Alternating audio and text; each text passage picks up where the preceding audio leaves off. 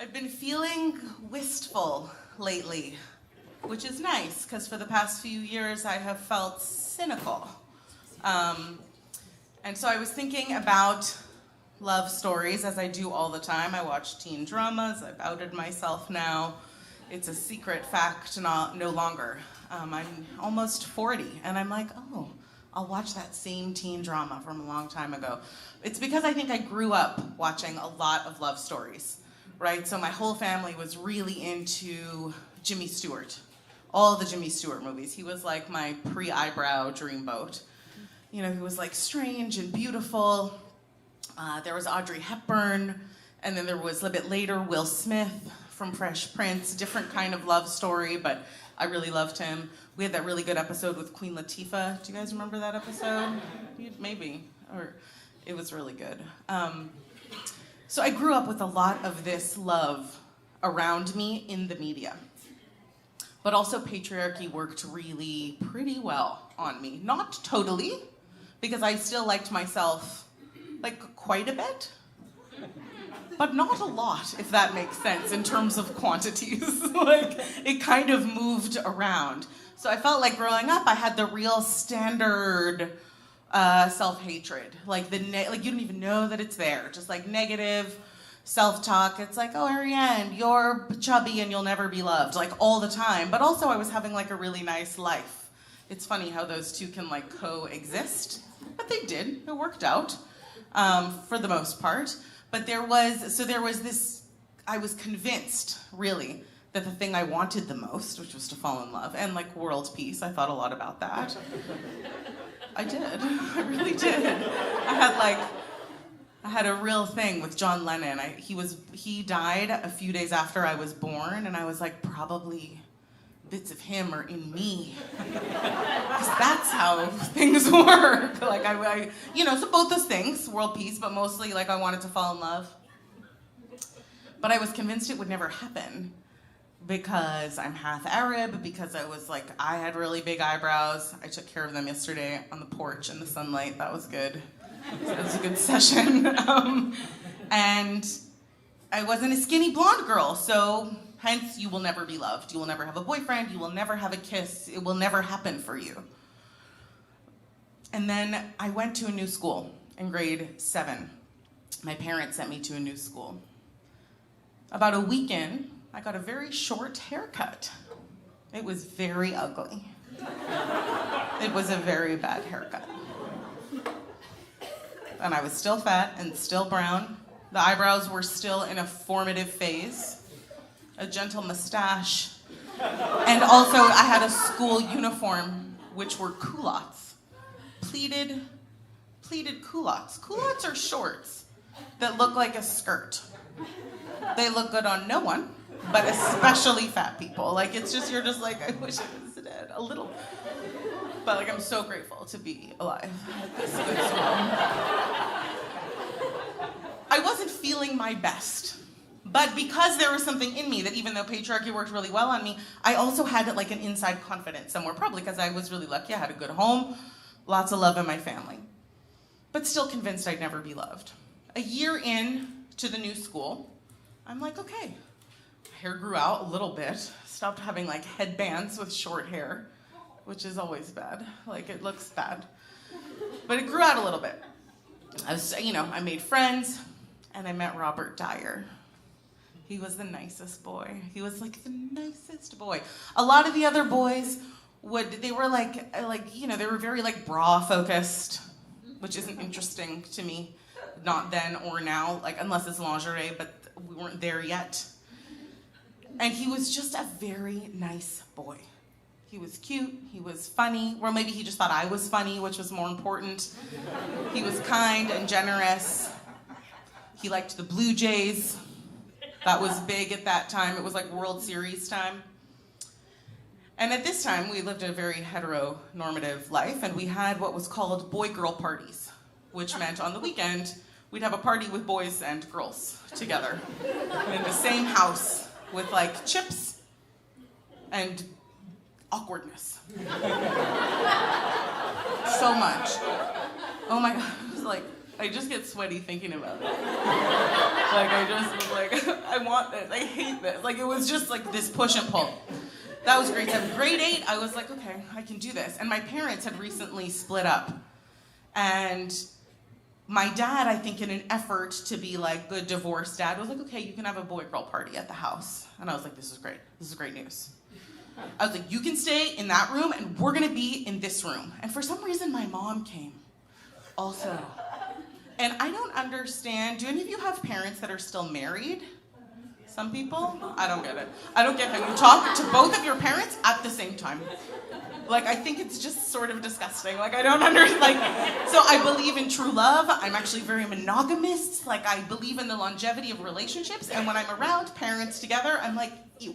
Like, I don't get how you talk to them because they have different personalities, but they're sort of the same, and you have to speak to them at the same time. I don't understand it at all. I think it's like a bit inhumane, personally. So there I am, parents freshly divorced, which I was thrilled about. I was like, good call, you're not a good fit. This is amazing. Separate. But I think, you know, it was the adolescent time. I was like, okay, we're gonna support her. She's having her first boy-girl party at the house. So my mom, who's awesome, came, and my dad, like a bit weird. And then, so the party's happening. And then, I get even nervous talking about it. And then, oh, I'm wearing lipstick, sometimes I forget. Then November Rain comes on the stereo. It's like 12 minutes long. And Robert Dyer asked me to dance, and I was like, it's happening. And we're dancing, we're slow dancing in my living room to November Rain. Yeah. It's basically intercourse. Like, I was just like, nothing this intimate has ever happened with two humans, ever. And then he asks me out. Boom, I had a boyfriend. It was Robert Dyer. It's like the greatest fucking 12 minutes of my life, but I also wanted the song to end so I could go tell my girlfriends about what had happened. So it did. I was like, I can't believe it. All of my dreams have come true. 2 Axl Rose.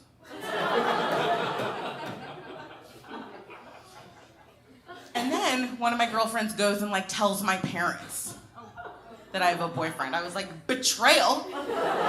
Too soon, and they're together, so sickening. Like, are they gonna talk about it? I hated that part of my new relationship. Things progress. Jays win the World Series. It's like so nice. Robert and I go to Canada's Wonderland a lot. Yeah, that was really fun. We like shared a season's pass and we would sneak in. That was like the most illegal thing I've ever done. It was very dangerous. In my culottes. We had our first kiss in Ben Mockley's basement. Ben was playing Nintendo. Very focused. Robert and I were on the couch, and it was just like, it was like just the beginning of a kiss, but I was like, also intercourse. I'm probably pregnant. Like, it was so, I was like, it's all happened. And I couldn't believe it. I remember he touched my leg, and I was wearing shorts. I don't wear shorts anymore. I don't understand shorts, but I was wearing shorts.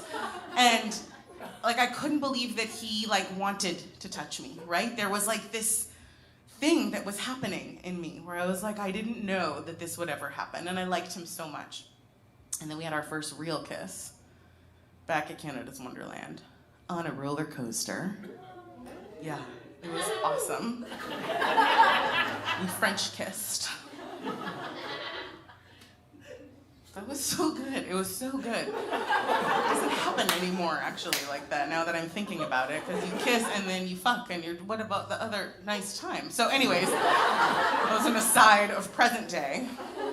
Back to the early 90s. Summer of Wonderland, magic, making out, nothing sexual aside from making out I think ever happened, or if it did, I blocked it because it was so awkward. I went away for the summer. We wrote letters. Yeah, it was so nice.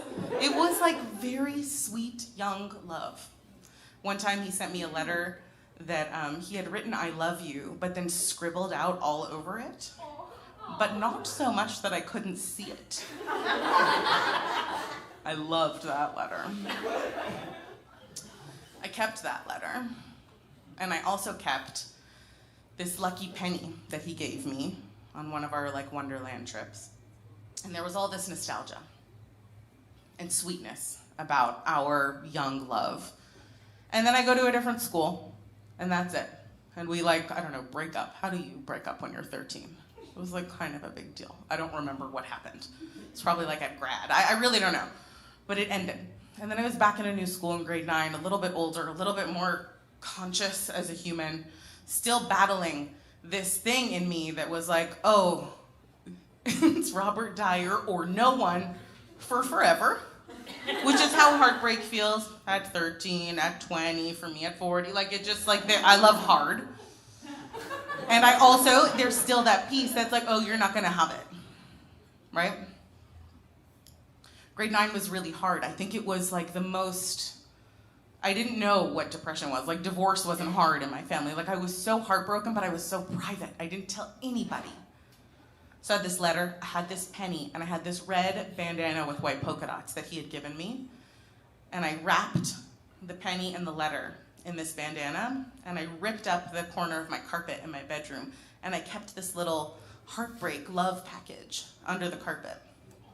And I'd peel it up and I'd look at it probably every night for a long time in grade 9. It was like this secret devotion to heartbreak. It was some weird shit. It was a lot of diary writing, a lot of self-loathing that I didn't know where to put, because I'm pretty good externally, right? Like, I can, you know how that is if you're like an extrovert but also sad sometimes. Sometimes we end up on microphones. You might know them as comics. No shade, but it's true. There's some permission here, but I didn't know about this yet. But it was sad. It was sad, but then time passes. The heartbreak dissolved. I stopped looking under the carpet so much, and life moved on. There was no boyfriends for a long time. It wasn't because I was stuck on him. There was just no one. So I went back to that place of like, oh, well, you had a good run at Wonderland, you know. It's not the worst. It was sweet. But then, of course, over the years, there was like lots of other men and lots of other heartbreaks and longing and lust and all kinds of things. Still, every time, there's something about it that feels like, and maybe everybody feels this, I don't know, or maybe some of you are just gorgeously entitled to feel like you should be loved all the time, which is good. We should all have that. But there's, that's not really built in to our culture to actually believe that. And so I still struggle with it sometimes. And a couple weeks ago, my mom had a flood in her basement. And I thought I had nothing left at her house, because I was just like, I'm really amazing at organizing my life, and I didn't leave anything in your basement, Mom. That's a lie. I had a ton of shit there. I didn't know that. I was like, I'm so good at not keeping memories, because like I live in the moment. She's like, you got so much shit down here. There's a lot of John Lennon books, actually. And my mom, who is so kind and so generous, like froze a bunch of photos and stuff so they wouldn't get ruined by the water. Like she like saved all these things. I was like, it's mine, it's okay. I don't need any of this shit. It's fine. But she's like, I have something I'm gonna come and bring to you. I was like, the John Lennon book, it's cool. Like I could just Google him. Like I don't need the book anymore. And she comes to my house and she gives me this little red bandana. Yeah, with the fucking penny and the letter that was totally unscathed in the flood. And I was just like, what? Did you like pull this out of the back of my brain? Like we had moved houses, I didn't even know it existed. I thought I had like very ceremoniously left it in the old house, because I'm super good at being unattached to things. But either I didn't or she found it and was like, she's gonna want this later. So just 2 weeks ago, she gave me this little package and it had the penny. And in the letter also, it was like, never lose this penny. I say a lot of things. And I'm like, I'll never lose the penny. I still have this penny. I don't know. It meant something to me to have it. Many years ago, I Googled Robert Dyer. I think he has like a boat in Aurelia or something. Like a speedboat. Like that checks out. I'm just like, that's about right. You seem like an Ontario bro now. That's nice. That's good for him. Took a different path.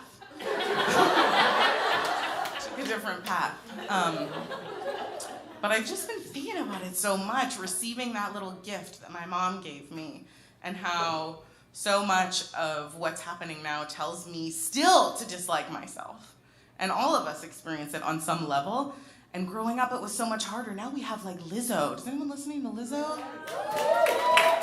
Imagine if we had Lizzo in the 90s. I would have fucked Robert Dyer right there. Like, it would have been a whole different thing. Like, I just felt so happy. And so normally, you know, I'm not always this mushy, but I just really wish for us that we have that same, that we can bring that same softness in, especially now. And Marsha, just thank you so much for this show and for having a space where also we can talk about our uteruses. That was the last story I told here, was about my uterus, and those are not easy stories to tell, and I think there should be, oh my God, a uterus theme one time. It's just a suggestion.